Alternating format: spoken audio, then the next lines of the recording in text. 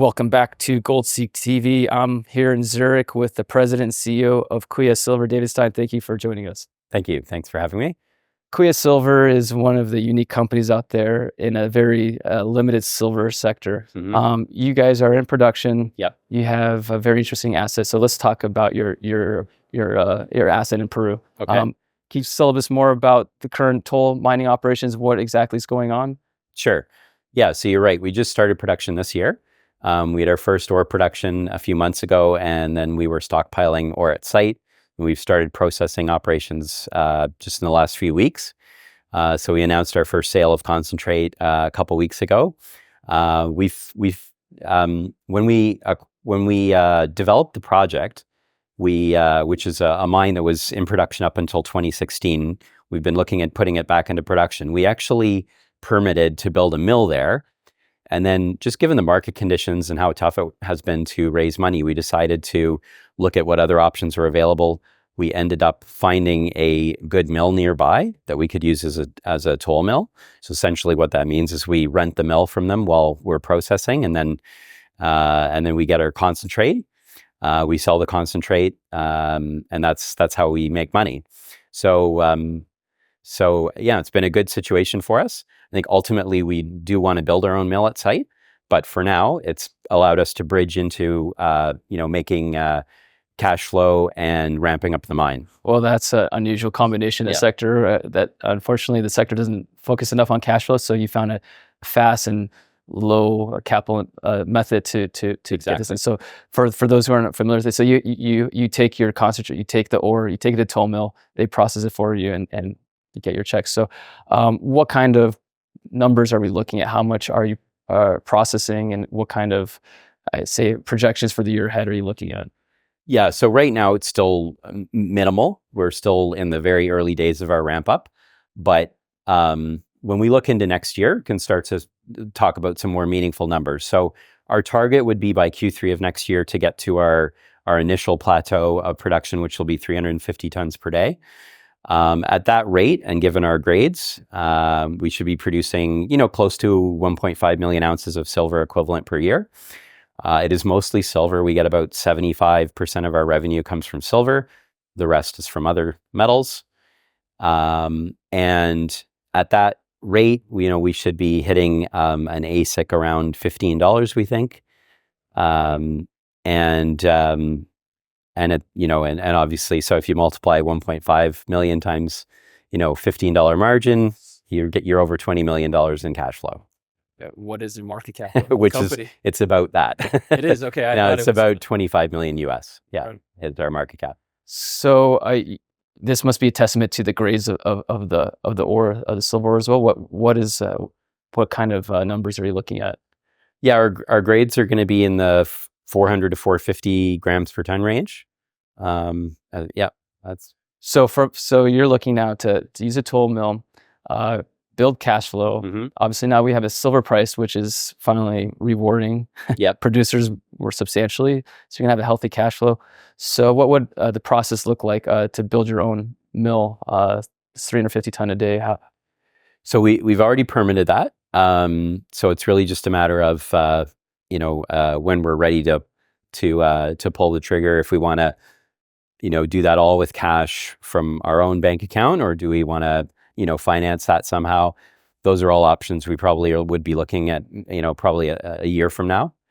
To be perfectly honest, we might have a higher priority for our cash right now, which is to do more exploration. When we did our original drill program after we went public, we really focused on drilling out the mine, basically building a mine model. So we drilled the areas sort of that we knew would be immediately mining over the first few years. And we didn't do any real big step outs or deep holes or anything that, a Canadian company would consider to be exploration.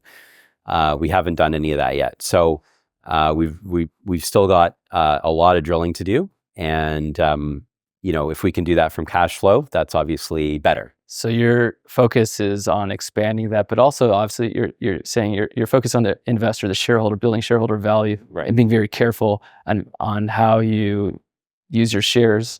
to raise capital or to use cash flow to build the company. So that is an interesting approach. A lot of companies will wait and do spend tons of capital and then do the reports and all this stuff. And by the time they do that, they've blown out their share structure. So you're taking the approach, let's get cash flow going. Let's build the resource from that. So now you have that. So that's what kind of exploration program are you looking at doing now with? So I think next year we might be able to allocate 3 to 5 million, mostly in the second half of the year, to exploration.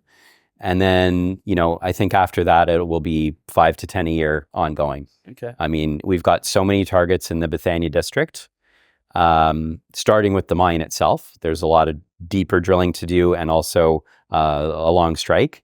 So we think we've got multiples of our current resource just at the original mine property, the Bethania property.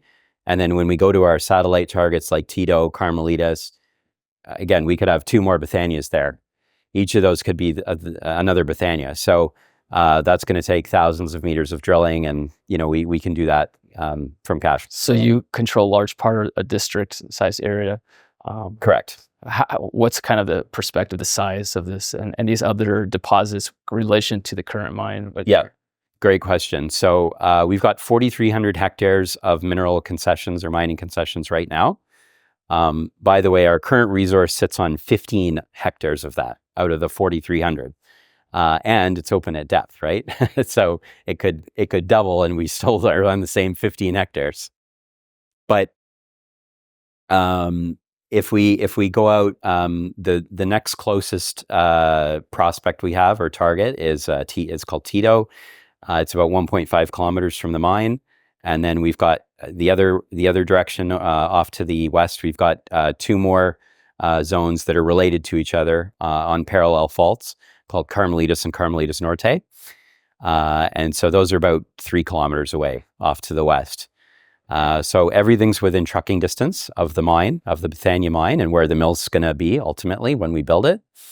So that's kind of the district that we control right now. Okay. And when, where is your focus and on the drilling is going to be at trying to expand the resource to continue to feed the toll milling, the operations.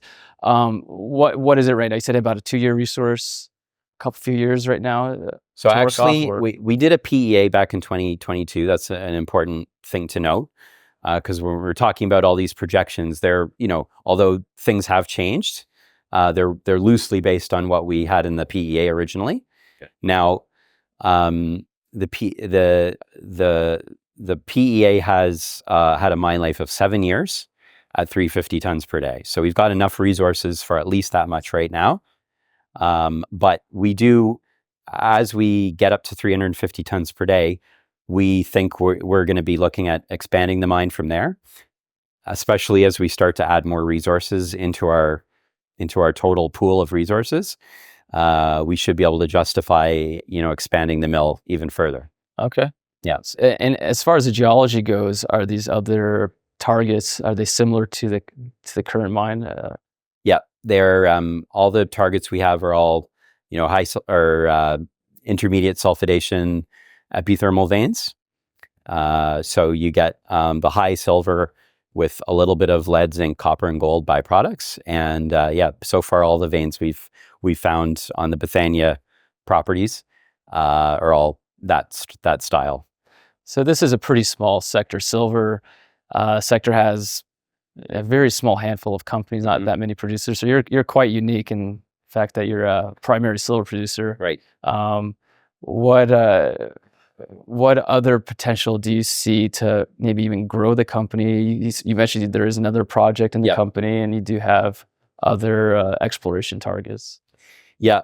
So we've got a second project in Northern Ontario, Canada, called the Silver Kings project. It's a silver cobalt project. So it's in a very famous historical mining camp that was one of the biggest silver producers in the world in the early 20th century. Produced up till the 80s, and the last mines closed in the 80s, and there's been no mining and very little exploration in the last 40 years. We've gone back, reinterpreted the geology. We made a new discovery last year. So we've been technically very successful.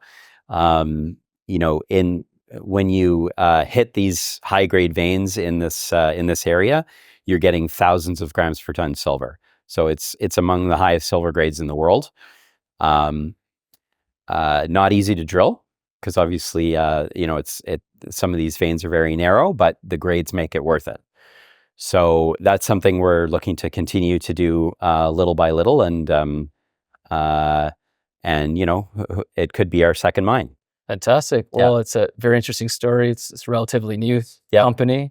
And now we have a silver market, which is starting to look quite interesting. So absolutely. Congratulations on kicking up cash flow as an investor. That's, especially in junior mining companies, that's a huge bonus and an excellent approach, I believe personally, to minimizing shareholder dilution. And it's great to see that that's what your focus is. So thank you, David, for the update. Thank you very much. Looking forward to seeing how the coming year develops for you.